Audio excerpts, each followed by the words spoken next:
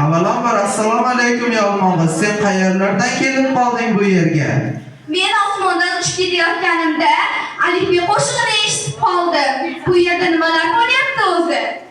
Yolmog'iz, shovqin ko'tarma. Bu yerda bolalar uchun bugun juda ham muhim kun.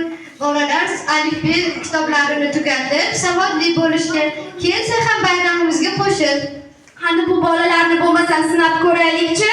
Tur sen, archa so'zda nechta harf bor? 7. Yo'q, adashing. Nechta harf bor archa so'zida? 3ta. 3tami? Yo'q, adashingiz. Archa so'zida 3ta harf bor. To'g'rimi, Qorbobo? Sen adashding yolmog'iz. Archa so'zida 4 ta harf bor. Uf, yana adashdimmi? Unda bo'lmasam boshqa savol beramiz. Bolalar maktabda odobli bo'lish kerakmi, odobsiz bo'lish kerakmi? Odobli. Yo'q, adashingiz. Bolalar maktabda odobsiz bo'lish kerak.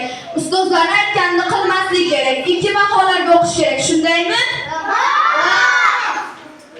Yolmog'iz, sen yomon xulqing bilan bolalarga o'rnak bo'lmoqchimisan? Bu bolalar odobli, aqlli, a'lo baholarga o'qiydigan bolalar.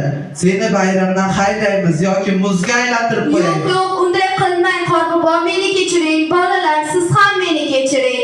Men endi aqlli yalmog'iz bo'laman. Qorbobo, sening ham aytganingni qilaman. Faqat bayramingizga meni taklif qilinglar.